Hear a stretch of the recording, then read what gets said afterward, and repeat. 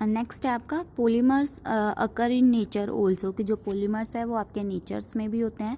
अब कॉटन हो गया आपका for example is a polymer, जिसको हम क्या बोलते हैं, सेल्यूलोज बोलते हैं। ठीक है, तो cellulose is made up of a large number of glucose units, कि जो सेल्यूलोज होता है वो किससे बनता है, बहुत सारी जो ग्लूकोज की यूनिट होती है जो एक साथ आती है, तो उससे आपका क्या बन जाता है, सेल्यूलोज बन जाता है। क्लियर। तो ये जो बॉक्स है ये भी आपको अपनी नोटबुक के अंदर करना है, ये वाला, ये भी आपको अपनी नोटबुक में करना है। क्लियर।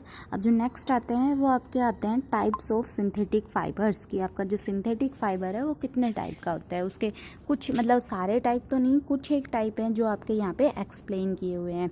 फर्स्ट जो टाइप है वो आपका आता है रेयोन। ठीक है, you have read in class 7 that silk fibre obtain from silkworm was discovered in China and was kept as a closely guarded secret for a long time. आपने पढ़ा था ना कि आपके जो 7th क्लास थी, 7th क्लास के अंदर आपका जो चैप्टर दिया हुआ था फाइबर टू फैब्रिक वाला, उसमें ना आपका दिया हुआ था कि जो इसकी डिस्कवरी है, इसकी डिस्कवरी कहाँ हुई थी, चाइना में हुई थी ना। वो जो आपका होंग टी, यानी कि जो एक सम्राट था होंग टी, उस सम्राट के वहाँ पे क्या था, गार्डन में मलबेरी की लीव्स थी, और वो फिर वो मलबेरी की लीव्स क्या हो जाती है, वो डैमेज हो जाती है। तो फिर वो वहाँ पे जो एम्प्रेस होता है उसको बोलता है कि वो देख के बताए कि ये जो मलबेरी की लीव्स है वो आपकी डैमेज कैसे हुई है। क्लियर। तो अब वो जो है वो जब उनको देखता है मलबेरी की लीव्स को डैमेज, तो उसको क्या दिखता है, उसके ऊपर क्या होता है, कुकून होता है। ठीक है, और वो ऐसे चमकता है कुकून, आपको पता है, क्योंकि उसके चारों तरफ क्या होता है, सिल्क होता है, तो उसमें वो थोड़ा शाइनी होता है। फिर उसके हाथ में ना चाय का कप होता है, और वो जो कुकून होता है वो एक गलती से वहाँ से पेड़ से उसके चाय के कप में गिर जाता है। ठीक है, वो जैसे ही उसके सॉरी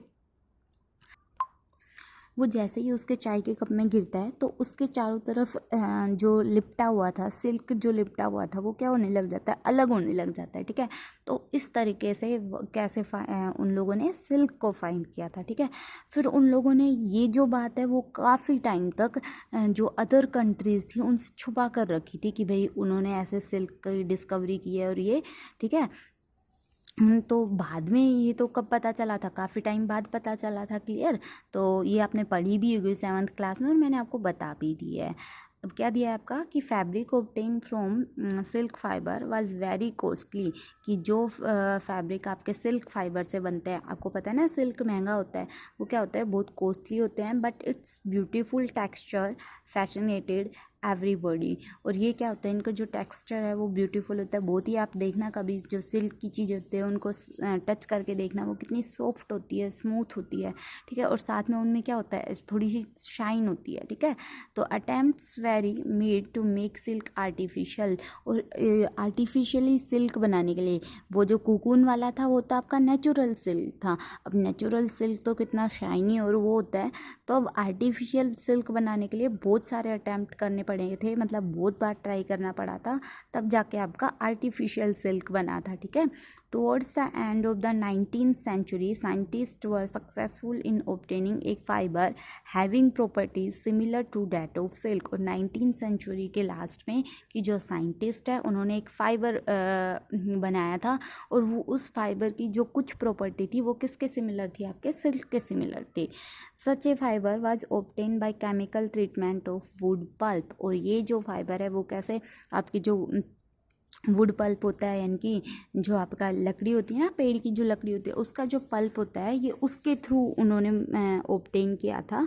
ठीक है, उसका क्या किया था, कुछ केमिकल डाल के, उसके केमिकल ट्रीटमेंट करने के बाद this fibre was cold rayon और आर्टिफिशियल सिल्क। की जो ये फाइबर था, इस फाइबर का नेम दिया गया था रेयन और आर्टिफिशियल सिल्क, दोनों ही बोल सकते हैं इसको।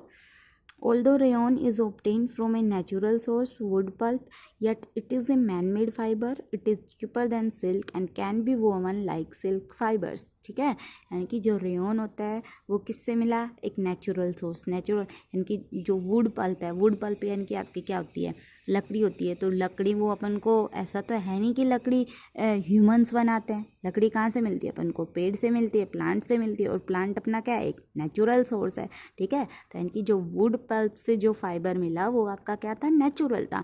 बट उसको आर्टिफिशियल सिल्क क्यों बोल दिया? क्योंकि उसके साथ में क्या करवाई गई थी? कुछ केमिकल ट्रीटमेंट करवाए गए थे, ठीक है। तो इट इज़ चीपर। और ये जो है ये आपका सिल्क से क्या था? सस्ता था। और उससे जैसे सिल्क से फाइबर से हम कुछ भी सिलवाते हैं, कुछ भी बनवाते हैं, वैसे ही इसका भी यूज़ ले सकते थे। It can also be died in a wide variety of colours, और इसको अलग अलग कलर्स में क्या कर सकते थे? डाई करवा सकते थे, ठीक है। Rayon is mixed with cotton to make bedsheet, और mixed with wool to make carpets. की जो रेयन है उसको जब किसके साथ मिक्स किया जाता है? कॉटन के साथ, ठीक है। जो रेयन है जब उसको कॉटन के साथ मिक्स किया जाता है तो कॉटन के साथ मिक्स करके बेडशीट बनाई जाती है। और जो वूल होती है इनकी, आपकी जो ऊन है, ऊन के साथ मिक्स होकर ये क्या बनते हैं? कारपेट बनते हैं। देखो यहाँ पे ये आपको इस फिगर में दिख रहा है, फिगर 3.1 में। ये आपका कारपेट हो गया, ये पीलो हो गया, ठीक है। ये आपका ऐसे दुपट्टा या साड़ी टाइप है, रेयन के बने हुए हैं ये सारी चीज़ें, क्लियर। उसके बाद नेक्स्ट जो है आपका नेक्स्ट आपका आता है नाइलॉन, क्लियर। तो ये जो है नाइलॉन, ये हम नेक्स्ट वीडियो में डिस्कस करेंगे। आज के लिए इतना ही। होमवर्क आपको पता ही है, मैंने आपको बता दिया।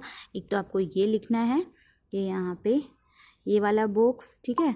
उसके बाद नेक्स्ट आपको जो मैंने ये टेबल दी थी, टेबल 3.1, ये कंप्लीट करनी है। और इधर जो आपको ये जो डेफिनेशन बताई थी पॉलीमर की, ये यहाँ से लेके आपको ये यहाँ तक मीनिंग, ठीक है, यहाँ तक ये लिखना है, क्लियर। आई होप जो भी मैंने आपको बताया है वो आपको समझ में आ गया होगा। Thank you.